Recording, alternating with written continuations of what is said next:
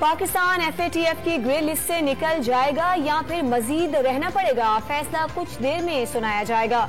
पाकिस्तान ने FATF के तमाम 27 अहदाफ मुकम्मल कर लिए। अफवाज पाकिस्तान ने अहम किरदार अदा किया। हुकूमत और कौमी इदारों के साथ मिलकर तमाम निकात पर अमल दरामद यकीनी बनाया गया।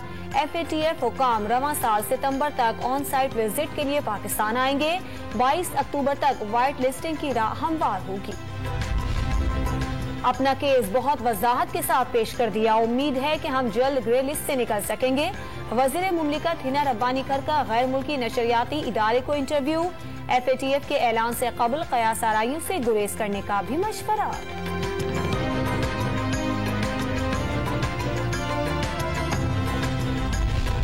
तवानाई बहरान से निमटने के लिए हुकूमत सिंध का बड़ा फैसला। कराची समेत सूबे के तमाम बाजार, शॉपिंग मॉल्स और दुकानें रात 9 बजे बंद करने का हुक्म। शादी हॉल समेत तकारीब के दीगर मकामात रात 10:30 पर बंद होंगे। होटल और कैफे रात 11 बजे बंद किए जाएं। खिलाफ वर्जी पर कार्रवाई की हिदायत। एलामिया जारी। कराची के ताजिर बरादरी ने हुकूमती फैसला मुस्तरद कर दिया। पेट्रोलियम मसनूआत की कीमतों में इजाफे के असरात। हफ्तावार बुनियादों पर महंगाई में 3.38% रिकॉर्ड इजाफा। महंगाई की शरह 29.65% तक जा पहुंची। मजमूई शरह 27.82% हो गई।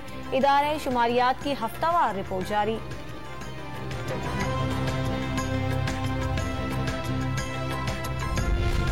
इम्पोर्टेड हुकूमत के आने के बाद लोग महंगाई से चीख रहे हैं। रहनुमा PTI शाह महमूद कुरैशी ने पेट्रोलियम मसनूआत की कीमतों में इजाफे को तबाही करार दे दिया। हुकूमत के पास मईशत की बहाली के लिए कोई एजेंडा न होने का भी दावा।